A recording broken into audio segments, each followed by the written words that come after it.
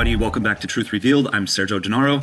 Today, we are continuing analyzing witnesses in the Karen Read retrial. And I told you the same thing then. That's not yes. my question. Just answer my question, Officer Dever. So, today we dissect the mind and the memory of Kelly the Diva Dever, the police officer, the Riddler, the possible perjurer, or even crazier yet, the victim, utilizing military deception detection tools, including verbiage analysis, body language, and microexpressions. I'm going to pull back the curtain regarding her shift from January 29th of 2023. This analysis will be full of surprises, as Officer Dever's testimony may be clearer than you first realized. She was definitely more intelligent than I first realized, and is definitely in more trouble than she may realize. So what does she actually remember? Did she lie under oath? And more disturbingly, who's really threatening her if she dares to tell the truth? I'll give you my conclusion at the end, and trust me, it will surprise you. But if you follow along closely, it definitely won't shock you. Before we get into this, let's first talk about linguistics, specifically the phrase, "I'm telling the truth." Why do people tell you they're telling the truth? Because they're appealing to a higher authority when they don't have actual truth on their side. Think, "I swear on the Bible," or "I swear on my mother's grave." It's not truth, it's theater. Second, let's talk about timing, that infamous 2-second pause. That's all it takes to tip the scales. If the question is basic, personal, or emotionally charged, then the answer's right on the front of your mind. And if the answer takes longer than 2 seconds, that's more than just a red flag. Memory recall, as long as you're not recalling something that is not information that you use on a daily basis, is instant. Fabrication takes time to untangle what's believable to the jury, what is enough information to get Attorney Jackson to move on to the next question, and most importantly, what's not going to rain consequences down upon you. Third, understand this. Deception isn't always lying. It's more slippery than that. Deception hides in omission, in deflection, and more than anything else, in knowledge of guilt. It's not about saying something untrue. It's about not saying what is true. And listen, before we dive into this courtroom boxing match, let's agree on something. Officer Dever is no fool. She's sharp, she's strategic, her sarcasm cuts deeper than a cross-examination, and it even rattles Attorney Jackson at times. So don't expect any rookie mistakes from her. Expect this to be a mental slugfest. One last note, my analysis won't follow the chronological back and forth question order from the trial, because that's not how my brain works. Today, I'm presenting the whole picture as I see it. To you, it's probably going to look disjointed, yes, but it's devastatingly effective, and I'm going to try and show you how it looks to me when I'm analyzing it. And now it's time for the heavyweight bout of the evening. We have Attorney Jackson's questions in the red corner. We have Prosecutor Brennan's questions in the green corner. And for some reason, we have 3 fighters in the ring tonight. So we have Officer Dever's responses coming from, best I can tell, an organized crime syndicate. Section 1. Let's begin the analysis battle of wits by generating Kelly Dever's baseline first. I'm going to play a couple question and answers for you now, and note that these answers will follow the commitment rule. Probably better than most of the men you meet, which is I plus the correct tense plus active voice. Let's take a look. And what do you do for a living, President? I'm a police officer. You worked at the Canton Police Department? Yes, I did. Again, notice her answers were direct. She answered first and then gave follow-on information. And she followed the commitment formula. Now, for simplicity's sake, I was hoping that this introductory baseline section would give a nice clean baseline for you to follow. However, we are about to run into some extremely interesting indicators of stress here. Now let's take a look at these baseline questions and see if you notice a deviation from her baseline, and more importantly, can you tell what's causing it? Where are you employed? Boston Police. How long have you been so employed with the Boston Police Department? 2 years and a little over 2 months. Notice in her answer to the first question, there's a missing I. Where were you employed? I worked for the Boston Police. So that missing I is an indicator of stress and sensitivity. That's interesting during the baseline. I didn't expect to see that. So let's look at her second answer here. She says 2 years and a little over 2 months. Again, they're referencing the Boston Police Department, and again, there's a missing I. So she should have said, I've worked there for 2 years and 2 months, something along those lines. Now, that is an indicator of sensitivity. Even though we're in the baseline, there's sensitivity here. So we are just going to notate that, and then we'll keep looking at some more question and answers here. Where'd you work before that? I worked for the Canton Police. What was your duty assignment in January of 2022? I was a patrol officer. Did you ever prepare any kind of report based on any of your conduct or your connection with this case while you were a Canton police officer? No. Answers here. Now notice the question, where'd you work before that? She says, I worked for the Canton Police. The I just came back. Then the question is, you worked for the Canton Police Department. And she says, yes, I did. Now, again, these are separated. These questions are not back to back like this in the trial. These are separated by about half an hour, 45 minutes worth of testimony. But when Prosecutor Brennan steps in, he says, you worked at the Canton Police Department? And she says, yes, I did. So that shows you that her baseline is continuous all the way through her time on the witness stand here. Then he asked, what was your duty assignment in January? And she says, I was a patrol officer.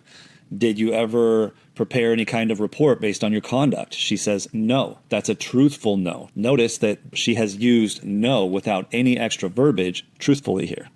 We will notate that because if in the future she uses no without any extra verbiage deceptively, which is more common, then that's going to throw out every question that she answers no to, because I will not have any way through her verbiage to determine whether she's being truthful or deceptive. Notice here that when the mention of the Boston Police Department went away, the I came back. We just confirmed this pattern that we noticed above, and that's important. It's noteworthy that Kelly Dever has an almost textbook baseline. Her only deviation from that textbook baseline is that she will say no truthfully without giving any follow-up verbiage. That's not uncommon with police officers, as they tend to be more assertive and more aggressive than the average Joe. All right, Mr. Brennan. How many times have you spoken to Attorney Jackson or anybody on the defense team before today? Prior to the first trial, it was one phone call where we discussed the case. Outside of that, there may have been one other phone call before the first trial, but it wasn't a discussion of the case. And then prior to this trial, I received a phone call that said, confirm you will be available for one of these days. Notice in this response to the question, how many times have you spoken to Attorney Jackson? Kelly Dever's response is direct. There are no pauses. Her tempo is continuous. She uses I or we throughout, and she uses contractions even when the information is sensitive. That's important because police officers sometimes will uncontract everything all the time because that's how they have to write their police reports. But Kelly Dever does not do that. And here we do notice that there is one area of sensitivity, which is about a phone call. There's a missing I and there's a reduction of commitment in here. So we will just notate that, something stressful, something off about a phone call, and we will continue to look into that as we move along here. Now, Did you work overnight, like a late shift going into the morning of January 29th? That was my assigned shift, so on yes. here. Now, to this question of did you work overnight, we start to get a little bit of a snarky response. She says, that was my assigned shift, so yes. Now, it's vitally important that we set aside the theatrics. What's important here is the verbiage. We need to note that the answer comes at the end of the statement. She says, that was my assigned shift, so yes. The answer is at the end. That's an indicator of deception in here. We also get an explanatory statement, so, right before the answer. That means the answer is particularly sensitive. So we just want to notate here, high sensitivity, and likely there's some omission here. Remember, just because the answer seems like the correct answer for the question doesn't mean that there's not anything being omitted. So the fact that the answer comes at the end tells us there's something being omitted here, something sensitive. Who else is working with you on that particular day? Officer Who else is working with you on that particular day? Sergeant Good, Officer Mullaney, Officer Seraph, and Officer Pasquarelli. On that particular day. Officer Dever just lists off the police officers, but this is a body language memory baseline question that I'm going to use to determine where Officer Dever looks, and for her it's like here, in order to access her real-time memories, which is straight up and a little to the right. We will be able to use this later to determine if she's accessing her memory or her imagination. Now, regarding this question about the body found in the snow, she says yes. At some point, either that evening in the early morning hours of January 29th, did you note that a call came in related to a person found in the snow, unresponsive in the snow? Yes. Tell me about that, the nature of the call, and where were you? I was in my cruiser. A call came in that said person in a snowbank, something along those lines.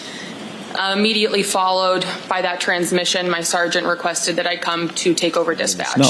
She says yes. We will note here that Officer Dever is comfortable answering with a one-word answer, yes, even when the question implies a follow-on. This is important because in the future, when she gives more information after her one-word answer, we will know that that's due to stress and that all of the information that comes after the yes is extra information because her baseline here is to cut everything pretty short. Now, in the question to the nature of the call, this question asks for a descriptive answer, and this is a truthful descriptive answer. Remember, there's a spectrum of sensitivity, a zone of between 30 to 90 words. Notice here that Officer Dever uses 34 words in her descriptive answer. That is right at that natural cutoff point. So that is what we expect to see. Now, we know that her baseline is going to run right to about 30 words if she's asked to give a description. And this is actually the end of Section 1, Kelly Dever's baseline. Before we start Section 2, though, we notice that her baseline follows the commitment rule. She answers in the beginning of the question unless there's sensitivity, and then we notice that she answers at the end. She uses contractions, and she has a normal tempo. However, we also noted that she's comfortable using yes and no as one-word answers and will use no deceptively. Now let's begin Section 2, which deals with the universal question, why are we here? No, actually it deals with why are you here, Officer Dever? Let's turn this over to Prosecutor Brennan to begin asking questions. Before we get to that, you seem a bit anxious. Are you anxious? Confused as to why I'm here, but anxious now.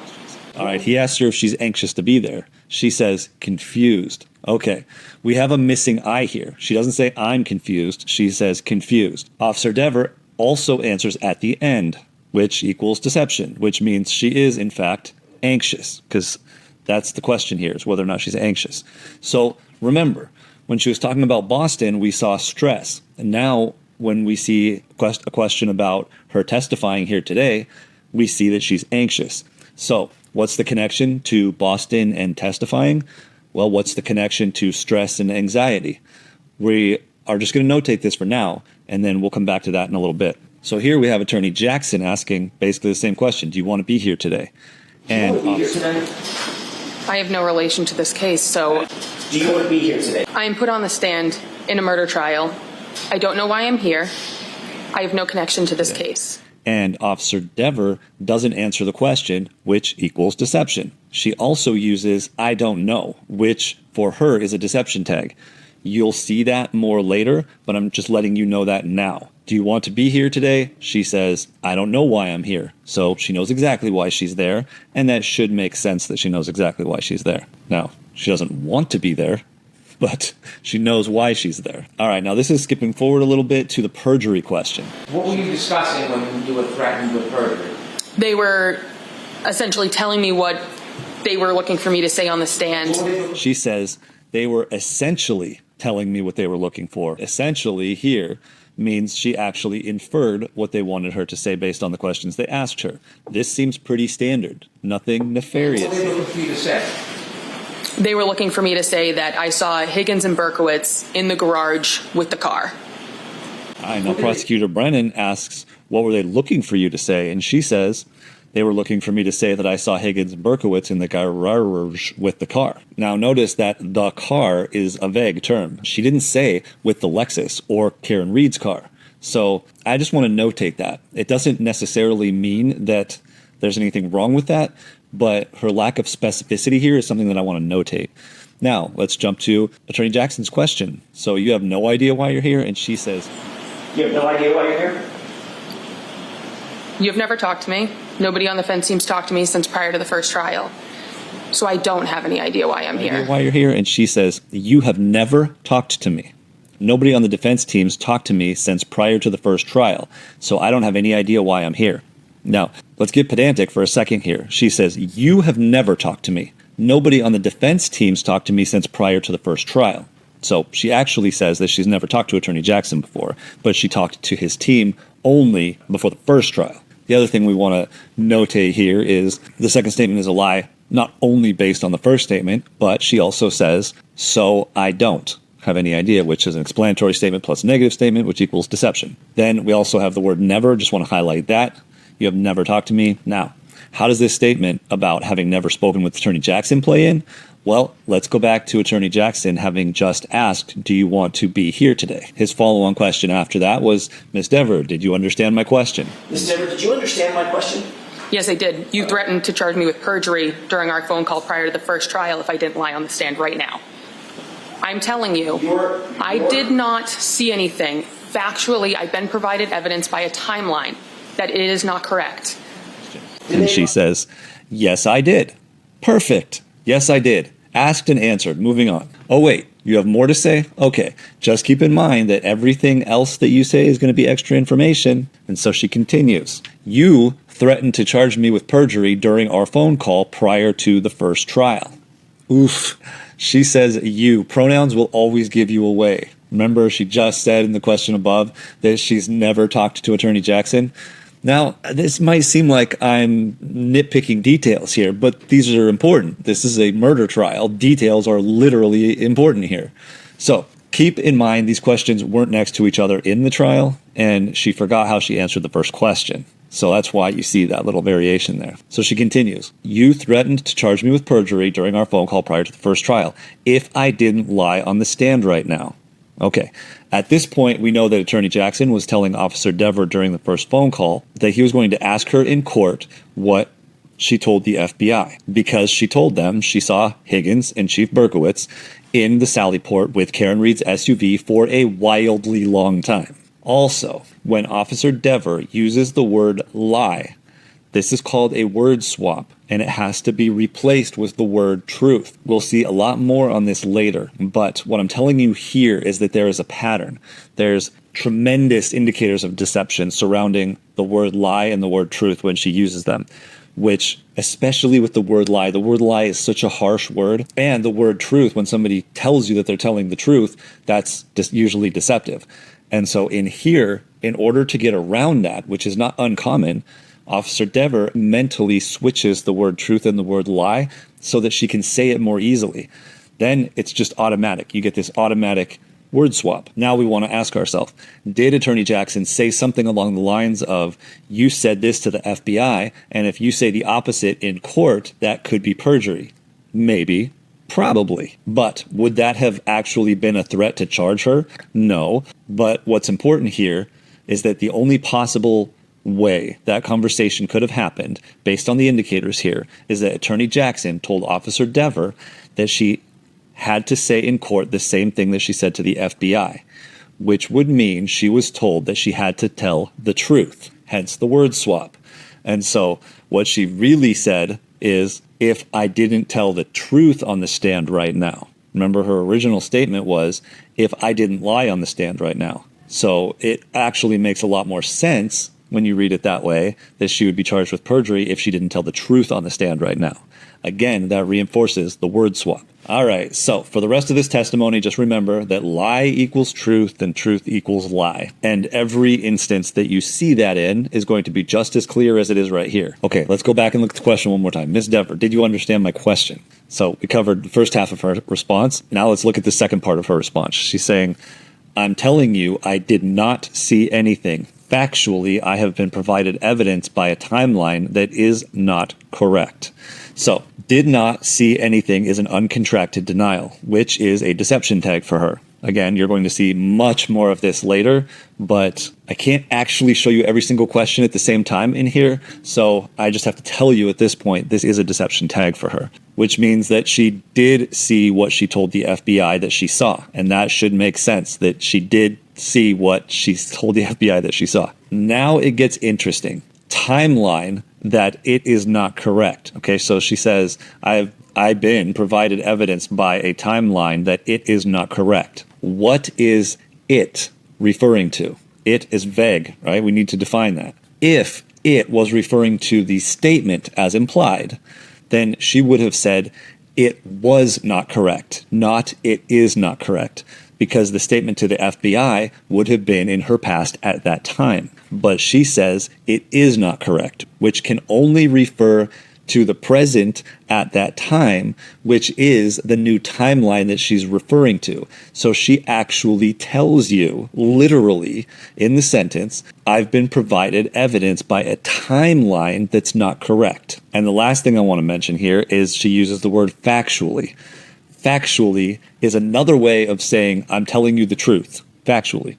So when you say the word factually here, 9 times out of 10, that's going to be an indicator of deception by itself. However, she uses it as an indicator of deception many more times throughout this statement, and it becomes a deception tag for her. So we are going to notice that right now. And so she says, factually, which is a deception tag, I've been provided evidence by a timeline, and we now know that that timeline is not correct because she tells us that right here. All right. The takeaway from here is that Officer Dever just lied about, first, Attorney Jackson threatening her with perjury. Don't forget that part of this. Then, the timeline that changed her memory was false. We want to remember that she tells us that here. Now, that was a lot. Hopefully that all had time to sink in. Let's move on to the next question. All right. Prosecutor Brennan asks, what do they want you to say? What do they want you to say? They wanted me to say that statement, although I knew at that point it was not an accurate statement given the timeline.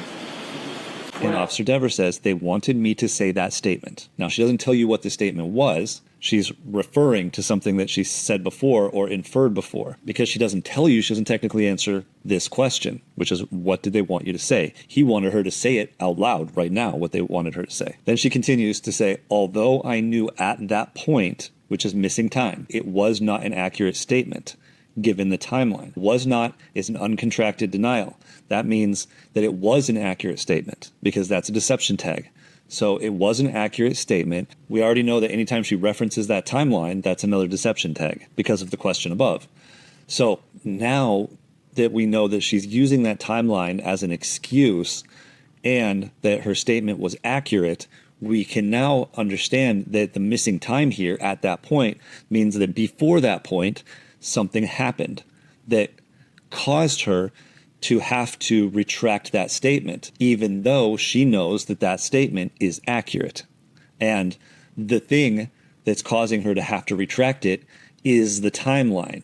So the person who's putting this pressure on her is the person who provided her the timeline. Now, let's see if we can figure out who that person is by the end of this statement. So let me summarize here. So Officer Dever knows the statement to the FBI was accurate and something happened that changed her mind about testifying, not about the accuracy of the statement. She also informs you that she's going to use the excuse of the timeline repeatedly, which we already know is incorrect. What I get from this is that either she stayed after her shift ended, we need to look for that in the future, or they were in the Sallyport with Higgins's Jeep, meaning that they may have gone in before the Lexus got there at 5:30 and been in there for an extremely long period of time, which means they would have been in there with a different vehicle other than the Lexus, as well as having been in there with the Lexus. But we have to look for further evidence to support that. Next up, we have Prosecutor Brennan asking, when they threatened to charge you with perjury, tell us what your state of mind was, your demeanor. All right. When they threatened you to charge you with perjury, tell us what your state of mind was, your demeanor. Disappointment that legal counsel would go that route with someone who is, from a factual timeline, saying something is incorrect. There was no retracting based on emotion. It was very clear, given the timeline, it could not be correct. All right, this question, sometimes there are just random questions in here that really strike that chord, that really tell you way more information than the question should have gotten. This is one of those questions. She says disappointment that legal counsel would go that route with somebody who is from a factual timeline saying something is incorrect. There was no retracting based on emotion. It was very clear. Given the timeline, it could not be correct. I gave you her whole answer again because of how many indicators are in here. This is an absolute gold mine. So let's go through this. First, she didn't feel threatened or fear from Attorney Jackson, which is what Prosecutor Brennan was trying to get her to say, that she felt threatened or she felt afraid because of the way that Attorney Jackson was talking to her. However, she didn't. So we want to note that. And then what does she say? She says disappointed That's really interesting. What does she mean by that? Because this is truthful as it's the direct answer to the question. So Officer Dever was hoping to get out of testifying. The only real information that Officer Dever got from Attorney Jackson is that he's going to have her testify to what she told the FBI. Is there a good reason for her to be this worked up about this? Because let's replay how this conversation should have gone, where Attorney Jackson is talking to Officer Dever and he says, yeah, I'm going to ask you what you told to the FBI, and then you're going to tell me on the stand what you told them, and then you're going to explain why you retracted it. And if everything is legit and on the up and up, she should want that story to come out, because a truthful person always wants the truth to come out. The fact that she doesn't want that is problematic in and of itself. Now, what emotions does that lead to? It leads to her feeling disappointed that she still has to go on the stand and testify, even though she retracted and made up this excuse. So let's not forget that here, that Officer Dever felt stress regarding the Boston PD. She felt anxiety about testifying today, and now feels disappointment when she found out that she couldn't get out of testifying today. All of this is starting to put together an emotional roadmap of what led us here today for Officer Dever. Now, everything after disappointment is extra information, which means that it's important to Officer Dever, because technically she answered the question there. He asked her what was her state of mind and her demeanor, and disappointment would have been a direct answer to that question. She doesn't technically need to say, I felt disappointed or anything like that. She could, but he just asked, what is your state of mind? And disappointment would be a direct answer for that. Let's hone in on some of the deception tags here. She says factual timeline. These are both deception tags, and she linked the two of them together. Now, the fact that we have two deception tags stuck together here means we really need to see what she's saying here. So legal counsel would go the route with someone who is from a factual timeline saying something is incorrect. All right, we have two deception tags that are tied directly to her statement to the FBI. That tells you definitively that her statement to the FBI, in her mind right now, she still remembers it clearly and that it was correct. And we already know that the timeline is incorrect, but we still have a logical problem here that she keeps referencing that 3:45 time and that the Lexus got there at 5:30. Now, we need to be thinking either she didn't leave at 3:45 or the Lexus got there before 5:30. And we will be able to figure that out. We'll get there in a minute. Now let's look at how she ends this answer. The last part of it, she says, there was no retracting based on an emotion. That's interesting because that's wildly out of left field. Who said anything about retracting anything based on emotion? None of that has anything to do with the question. The question was, when they threatened to charge you with perjury, tell us what your state of mind was. The retraction here is extra information. The first thing we want to note is that this is in passive voice. So that's an indicator of deception. There was no retracting based on emotion. That's passive voice. Second, this is a contorted way of uncontracting this denial, because technically she should have said, I didn't retract my statement based on emotion. So she had to really twist that around in order to be able to uncontract that. So there is huge deception here around the retraction, which is itself extra information. So Officer Dever just confessed that her retraction was in fact based on an emotion. That's what this is telling you. Now we want to figure out, what emotion is that based on? Disappointment? Because that's what she says in the beginning, but it's not disappointment, because she felt disappointment out of not being able to get out of testifying in her conversation with Attorney Jackson. She wasn't disappointed that she retracted her statement from the FBI. So we know that she felt anxiety, but that was about having to testify here today, not about retracting that statement. Now we have to ask ourselves, what emotion goes along with retracting a statement due to an honest error? My first inclination would be to say embarrassment, but let's think about that. Officer Dever does not seem like the type that is going to get embarrassed when she has to tell the truth. I mean, look at her demeanor on the stand. If she made an honest mistake, do you think she's going to be embarrassed? I'm going to go ahead and say no. That means the only logical emotion that she could be feeling about why she had to retract it would be fear. And if it was fear, let's see if we can look at her on the stand and see if we can see anything that would indicate fear. Something is incorrect. There was no retracting based on emotion. If something is correct. There